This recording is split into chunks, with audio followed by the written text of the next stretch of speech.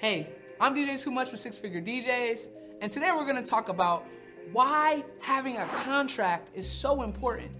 So, when I first started DJing, my father told me to put together a contract, and I really didn't think it was important, but he taught me how to put together a contract. I also was able to research on the internet and figure out exactly how to put together a business contract. Really, really easy steps that you can do yourself. Go online, research business contract, DJ contract, event contract, any of these things. You can do some research and find exactly the wording for a good contract for yourself. But the question is, why is having a contract so important? Realistically, you want to make sure that you get paid. And even more so, your client wants to make sure that you show up, that you have the equipment, your equipment works. So having a solid contract ensures, number one, that your client knows you're gonna show up, and number two, that you know you're gonna get paid. Even more so, I had to learn the hard way that taking a deposit is a must. When I first started, I didn't take deposits because I'm like, oh yeah, it's not that serious. I know I'm gonna show up. I know they're gonna hire me. I know that this person wants me there, so I'm gonna get paid. I have a contract, but I'm not gonna take a deposit. Wrong.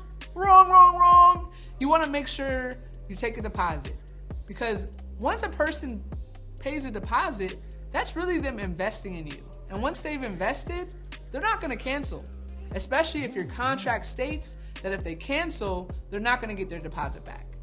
Now, when I first started mentoring DJs, there were a few DJs I worked with that really didn't believe in taking deposits. But guess what happened? One of my mentees, he had contracts but wasn't taking deposit from customers. And guess what they did? They canceled events on him. Why? Because they hadn't invested in him. They signed the contract, but there were no repercussions. They could cancel at any time without losing anything. So when you are a DJ, you invest in equipment, you invest in music, you invest your time. If you're gonna invest hours putting together music for an event and practicing your mixes and doing all this work, and then a client cancels on you, you just lost a lot of money, a lot of time, a lot of effort.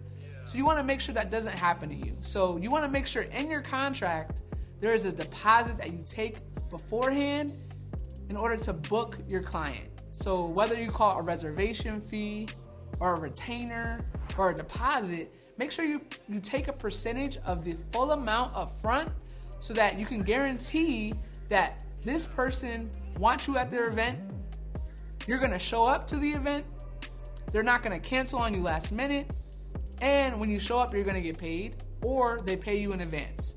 So whatever you have in your contract is really up to you. But taking a deposit is a must. And even more so, nowadays, having a clause that protects you from COVID-19 or from cancellations under any circumstances is so important.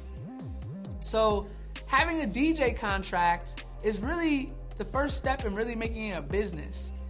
Taking a deposit, having a contract guarantees that you don't lose money, you have an event that's in your calendar and that is solidly booked, and you have money up front to guarantee that the client's not gonna cancel, and if they do, you have money in your pocket. So I really hope that these steps helped you, and hopefully you can go and create a contract for yourself if you don't have one. Hopefully if you have a contract and you're not taking deposits, you start taking deposits from potential clients, and make sure you don't lose those deposits by making sure you have a clause in your contract that states that it's a non-refundable deposit, and that if they cancel under any circumstances, that you're not gonna lose that money.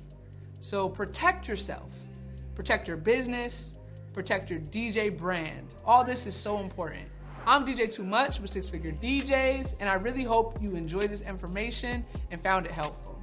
If you did, subscribe, like, comment, follow, share, do all the above. Also, feel free to follow me on Instagram at low_is_too_much. Feel free to shoot me a DM. I'll try to message you back. I promise. I try to read every single DM that comes my way. If I don't get back to you right away, I'll try my best to get to you. Also, feel free to check us out, sixfiguredjs.com.